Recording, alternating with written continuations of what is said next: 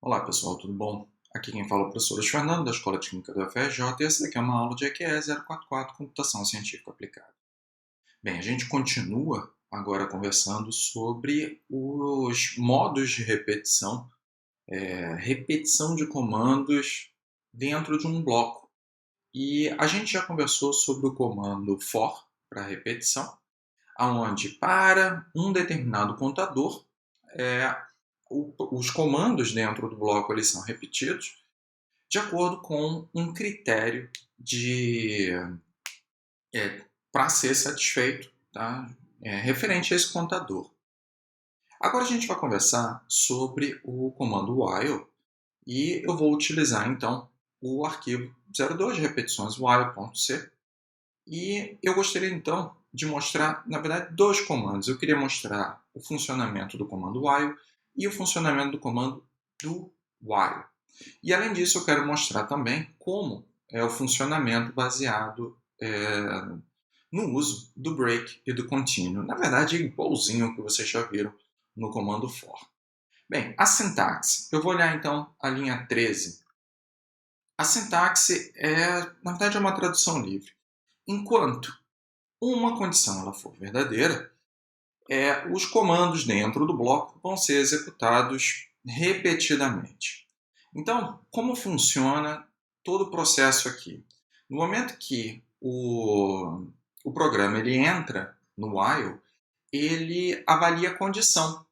E se a condição ela for verdadeira, ele começa a avaliar, né, a executar os comandos dentro do bloco. Ao chegar ao final, na linha 18, aqui no caso desse exemplozinho, do bloco, ele retorna para o início do comando while e avalia novamente essa condição. Se ela for verdadeira, ele vai executando e repetindo esse procedimento até que a condição ela se torne falso. Se tornou falso, então o comando ele é interrompido e ele sai do bloco, ele iria para a linha 19. O programa iria para a linha 19. Ok, o que tem de interessante aqui e é algo que o programador tem que se preocupar? A condição, ela, num primeiro momento, para que o comando while seja executado, ela precisa ser verdadeira. Senão, se ela já começar com uma condição falsa, nenhum comando interno a esse bloco vai ser executado. Então, essa daí é a primeira coisa que a gente tem que pensar. Segunda coisa que a gente tem que prestar atenção. Poxa, se o comando foi executado, se a condição ela é verdadeira e os comandos internos ao bloco foram executados, olha, se dentro desses comandos aqui, linha 14, perdão, linha 15, 16 e 17, não tiver qualquer mudança em relação a essa condição aqui, você acabou de criar um laço que é infinito, uma repetição que é infinita. Concorda comigo? Bem, dito isso, vamos olhar agora a variante desse comando, o do while. Então agora eu estou olhando para a linha 30. E o do while, ele muda a ordem das coisas. No fundo é isso. Ele vai fazer esses comandos enquanto a condição for satisfeita. Então olha como muda a logística. Agora, ele vai realizar essa série de comandos, enquanto a condição for verdadeira, ele repete. Olha só que a logística agora me informa, me diz, né, que os comandos eles vão ser executados pelo menos uma vez dentro desse bloco aqui. Então, mesmo se a condição for falsa de início, esses comandos eles vão ser realizados e a repetição ela só vai acontecer caso a condição, portanto, ela fique verdadeira. E aí ele vai repetindo até a condição, enquanto a condição se mantém verdadeira. E, novamente, algo tem que acontecer dentro desses comandos aqui, dentro do bloco, para que a condição ela deixe de ser verdadeira, eventualmente. E aí o comando ele seja interrompido. Se não, você acabou de criar um processo de repetição que é infinito e nunca vai terminar. Beleza. O uso do contínuo e o uso do break, ele se mantém muito parecido. Na verdade, é igual ao que foi apresentado antes. O break é uma interrupção imediata de qualquer repetição e, portanto, ele vai finalizar o processo repetitivo. E o contínuo, ele vai, no momento que ele é executado, ele vai deixar de analisar os comandos subsequentes, vai avaliar a condição e vai verificar, né, e vai repetir o procedimento todo caso a condição se encontre como verdadeira. Ok, vamos dar uma olhada então nos exemplos abaixo aqui e ver o código funcionando. Então vou montar aqui, eu estou na linha 60 e eu vou compilar, eu acho que eu já tinha compilado, beleza, tudo certo. E eu vou botar um breakpoint aqui e pedir para depurar o código.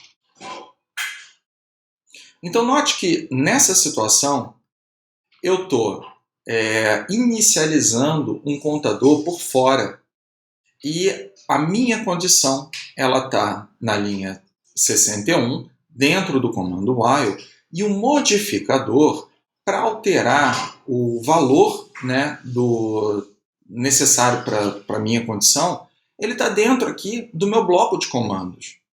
Olha só como, no fundo, eu tenho desmembrado aqui o comando for. No comando for, eu tinha a inicialização do contador, a avaliação da condição e a modificação do parâmetro de condição, que no caso aqui eu estou somando mais um.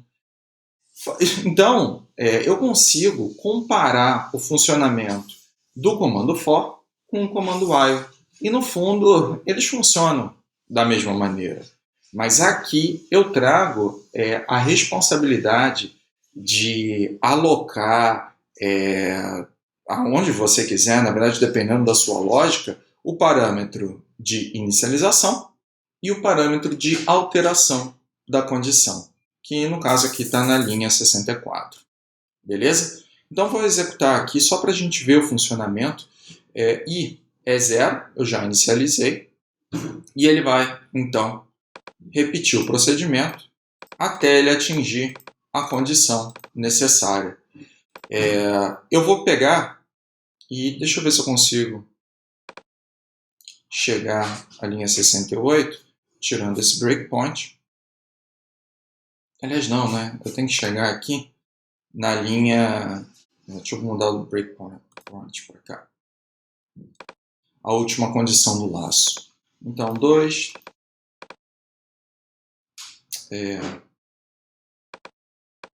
5, 6, 7, 8, 9, 10... Eu estou avaliando o I, né? 14, 15, 16, 17, 18, 19. E agora o que ele vai fazer? Note que eu tenho a condição de menor ou igual a 20. Então ele só vai interromper quando a condição não for satisfeita.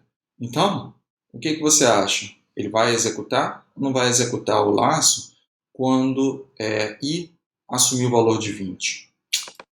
Sim, se I igual a 20, está dentro da jogada. E nesse momento, quando I assume o valor de 21, a condição não vai ser mais verdadeira. E aí ele saiu do laço. Legal. Note que aqui eu então estou avaliando agora uma condição para quando I é igual a 10 e eu tenho que avaliar para quando I é maior do que 100. Nesse caso aqui, o que vai acontecer? Bem, a condição ela não vai ser verdade nunca. E ele vai efetivamente sair, né, não vai executar nada dentro do bloco de comandos de repetição. Na linha 75, repare como muda a logística. Agora eu tenho a condição, a inicialização do meu contador, I igual a 10, e efetivamente, pelo menos uma vez, eu entro dentro do bloco de repetição. Modifico o valor da variável, mas mesmo assim eu ainda não tenho a condição sendo satisfeita. E, portanto, ele não faz a repetição. Então, eu espero que tenha mostrado aí para você a ideia, a logística de como o comando while funciona e como o comando do while funciona. Lembrando que o modo de execução do break e do continue, ele se mantém igualzinho ao que eu mostrei para você na aula de repetição utilizando o for. Beleza? Então, foi isso. Espero aí que tenha gostado e a gente se vê na próxima. Até mais.